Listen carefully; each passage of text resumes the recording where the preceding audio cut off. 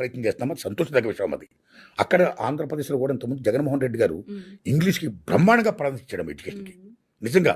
So ఈవేళ భారతదేశంలో చాలా రాష్ట్రాల్లో ముఖ్యంగా ఇంగ్లీష్ ప్రాధాన్యత తెలిసిన వాళ్ళు దాన్ని ఎంకరేజ్ చేస్తున్నారు.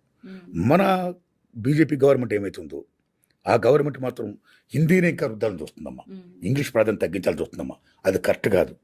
ఇంకో విషయం చెప్పనా మీకు, రీసెంట్గా కేంద్ర ప్రభుత్వం జారీ చేసిన ఉద్యోగాలు ఉన్నాయి చూసారా, ఆ ఉద్యోగాలన్నీ కూడా గుమస్తాలు, అటెండర్ పోస్టులు అవి ప్రకటించి మీ అందరూ కూడా మాతృభాషలో ప్రశ్నిస్తున్నామని చెప్పింది.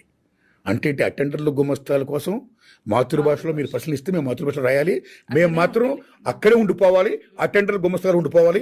మీ పిల్లలు మాత్రం ఎవరైతే ఇంగ్లీష్ కాదు మాతృభాషలో చదవండి, మాతృభాషను శ్వాసించండి, మాతృభాషలోనే ఉచ్చరించండి, మాతృభాషను నేర్చుకోండి అని చెప్తున్నారో వాళ్ళ పిల్లలు మాత్రం కాన్వెంట్లో జాయిన్ చేస్తూ ఇంగ్లీష్ నేర్పుతారు, ఫారిన్ కంట్రీస్ పంపిస్తారు. వాళ్ళందరూ గొప్ప గొప్ప పోస్టులో ఉండాలి. మీరు చెప్తే మేము వినాలి, మేము మాత్రం ఈ ప్యూన్గా అటెండర్లుగా ఉండాలా? ఇదేం న్యాయమమ్మా? సో ఈ యాంగిల్లో బీజేపీ గవర్నమెంట్ కూడా మీరు హిందీని ఓకే